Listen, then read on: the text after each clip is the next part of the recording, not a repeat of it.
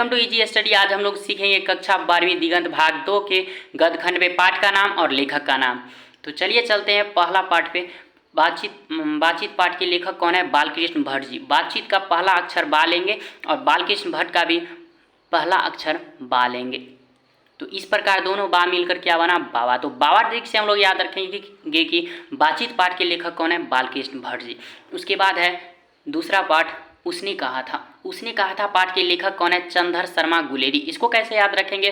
तो चंद्रधर में हम चंद्र से क्या लिए हैं? चंदा, और शर्मा दिया हुआ है तो चंदा शर्मा। इस पर क्या ट्रिक बनेगा कि तोहरा देखी के चंदा शर्मा जाई हो। तो इस ट्रिक से हम लोग याद रखेंगे कि उसने कहा था पाठ के लेखक कौन है? चंद्रधर शर्मा गुलेरी जी। कैसे याद रखेंगे? तो उसने कहा था, उसने क्या कहा था? तो उसने कहा था तोरा देखी के चंदा शर्मा जाई हो। इसी प्रकार से हम लोग याद रखेंगे कि उसने कहा था पाठ के लेखक कौन है? चंद्रधर शर्मा गुलेरी जी। उसके बाद है तीसरा नंबर पाठ, संपूर्ण क्रांति। संपूर्ण क्रांति पाठ के लेखक कौन है? जयप्रकाश नारायण जी। तो संपूर्ण क्रांति कौन लाया था? संपूर्ण क्रांति लाया था जवान और किसान। कौन लाया था? जवान और किसान। इसलिए हम लोग नारा लगाने लगे जय जवान जय किसान। हम लोग नारा किसका लगाने लगे? जवान और किसान का। क्या? तो जय जवान जय किसान। जय भी है यहाँ पर और नारा भी है। तो जयप्रकाश नारायण। इस प्रकार से याद रखेंगे संपूर्ण क्रांति पाठ के लेखक कौन है? जयप्रकाश नारायण जी। चौथा पाठ है अर्धनारीश्वर। अर्धनारीश्वर पाठ के लेखक कौन है? रामधारी सिंह दिनकर जी। अर्ध का अर्थ होता है आधा और नारी का अर्थ होता है स्त्री, और ईश्वर तो है ही, आधा स्त्री है ईश्वर में, और इधर जो है लेखक के नाम में राम दिया हुआ है तो राम का धर इसमें सेट कर देंगे। आधा स्त्री है आधा पुरुष हो जाएगा, दोनों ईश्वर है। तो इस प्रकार से हम लोग याद रखेंगे कि अर्धनारीश्वर पाठ के लेखक कौन है? रामधारी सिंह दिनकर। आते हैं पांचवा नंबर पाठ पे। पांचवा नंबर पाठ है रोज। रोज पाठ के लेखक है सच्चिदानंद हीरानंद वात्स्यायन अज्ञेय। इसको कैसे याद रखेंगे? तो सच्ची से यहाँ पे सच बनाए हैं और हीरा तो है ही, और वात्स्य मतलब होता है बोलना। तो रोज सच बोलोगे ना तब हीरा बन जाओगे आप। रोज सच बोलोगे तो हीरा बन जाओगे। ठीक है, इस प्रकार से याद रखेंगे कि रोज पाठ के लेखक कौन है? सच्चिदानंद हीरानंद वात्स्यायन अज्ञेय। 6 नंबर पाठ है कि एक लेख और एक पत्र। देखो यहाँ पे एक लेख और एक पत्र है जिसका लेखक है भगत सिंह। तो लेख और पत्र आपस में दोनों पर्यायवाची शब्द लग रहा है। इसी प्रकार से हम लोग पर्यायवाची ही खोजेंगे। तो गत को बना दिए खत। लेख, पत्र और खत। अब जो है तीनों एक साथ पर्यायवाची शब्द बन गया है। पर्यायवाची शब्द बन गया है जब, तो हम खत किसको बनाए थे? गत को। तो इसी प्रकार से हम खत से गत याद रखेंगे तो भगत सिंह लेखक हो जाएगा एक पत्र और एक लेखक पाठ के। अब आते हैं सातवां नंबर पाठ पे। सातवां पाठ क्या है? ओ सदा नीरा। ओ सदा नीरा पाठ के लेखक कौन है? जगदीश चंद्र माथुर जी। इसको कैसे याद रखेंगे? सदा तो दिया ही हुआ है, नीर का मतलब क्या होता है? पानी होता है। तो सदा पानी पीना चाहिए, किसमें? जग में पीना चाहिए। ठीक है, क्योंकि प्लास्टिक पे बैन लग चुका है, अब बोतल में पानी नहीं पीना है। पानी किस में पीना है? जग में पीना है। तो सदा पानी पीना है जग में। इस प्रकार से याद रखेंगे। ओ सदा नीरा पाठ के लेखक कौन है? जगदीश चंद्र माथुर जी। अब आते हैं 8वां नंबर पाठ पे।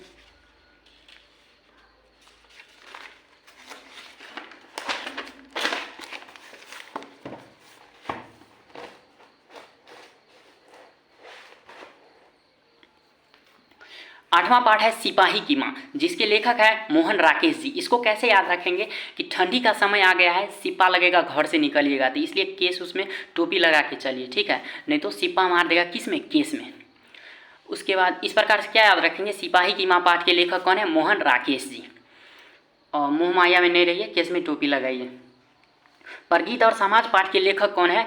नामवर सिंह। परगीत और समाज पाठ के लेखक कौन है? नामवर सिंह। इसको कैसे याद रखेंगे? तो गौ में देखिए दीर्घिकार है, दीर्घिकार को इस साइड पलट देंगे तो में हर्षिकार लग जाएगा, तो क्या बन जाएगा? प्रगति। प्रगति कीजिएगा आप समाज में तब आपका नाम होगा। प्रगति कीजिएगा समाज में तब आपका नाम होगा। इस प्रकार से याद रखेंगे कि परगीत और समाज के लेखक कौन है? नामवर सिंह। 10वां पाठ नहीं दिया हुआ है आपकी किताब में। उसके बाद है 11 नंबर पाठ। 11वां पाठ में दिया हुआ है जूठन। तो जूठन पाठ के लेखक कौन है? ओम प्रकाश वाल्मीकि जी। इसको कैसे याद रखेंगे? ओह, काश उसके पास पैसा होता तो जूठा खाना नहीं पड़ता। काश उसके पास क्या करते हैं? ओह, काश उसके पास पैसा होता तो उसे जूठा खाना नहीं पड़ता। इसलिए हम इस प्रकार से याद रखेंगे कि जूठन पाठ के लेखक कौन है? ओम प्रकाश वाल्मीकि जी। 12वां पाठ है हंसते हुए मेरा अकेलापन, जिसके लेखक है मलियस जी। इसको कैसे याद रखेंगे? मलियस, देखिए मलियस में है मलयज का पहला अक्षर और तीसरा अक्षर एक साथ ले लिए, मोयो है, तो मोयो से बना दिए माया और लौजो से बना दिए लाज। लाज मतलब शर्म। तो इसको हम किस ट्रिक से याद रखेंगे कि माया को शर्म आ रही थी, वह अकेले में हंस रही थी। माया को शर्म आ रही थी तो वो क्या कर रही थी, अकेले में हंस रही थी। तो देखिए यहाँ पर माया से हो जाएगा, यहाँ पर माया से हो जाएगा, माया और लाज से क्या, माया और शर्म से क्या बन जाएगा, शर्म का मतलब लाज हो गया, तो माया और शर्म से मलयज हो गया और वह अकेले में हंस रही थी। तो हंस से हंसते, अकेला से अकेलापन, अकेला से क्या हो जाएगा, अकेलापन। तो हंसते हुए मेरा अकेलापन पाठ के लेखक कौन है, तो मलयज जी। इस ट्रिक से हम याद रखेंगे कि माया को शर्म आ रही थी इसलिए वह अकेले में हंस रही थी। अगला चैप्टर है तिरिक्ष। तिरिक्ष पाठ के लेखक कौन है, उदय प्रकाश। तिरिक्ष पाठ के लेखक उदय प्रकाश। कैसे याद रखेंगे, यहाँ पे जो है तीरी से तीर बनाए हैं और काश से आकाश, प्रकाश, तो आकाश बन गया यहाँ पे। तो आकाश में तीर मारेंगे, आकाश में तीर मारेंगे तब न उदय होगा, आकाश में तीर मारेंगे तब न उदय होगा। तो मतलब कि कोई आप अच्छा काम कीजिएगा, आकाश में तीर मारने का अर्थ क्या होगा कि आप कोई अच्छा काम कीजिएगा तब न आपका उदय होगा, आपका कोई नाम होगा, इमेज बनेगा, ठीक है। उसी प्रकार से उदय का भाव यहाँ पर ये लिए है। तो आकाश में क्या कीजिएगा, तीर मारिएगा तब आपका उदय होगा, अभी आप डूबे हुए हैं। तो अगला चैप्टर इस प्रकार से क्या याद रखेंगे कि तिरिक्ष पाठ के लेखक कौन है, उदय प्रकाश जी। अगला पाठ है शिक्षा। 14 नंबर पाठ है शिक्षा।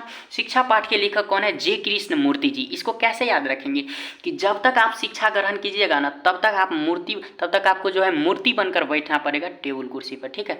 टेबल और कुर्सी पर क्या बन के बैठना पड़ेगा आपको, मूर्ति। कब, जब तक आप शिक्षा ग्रहण कीजिएगा। Thank you.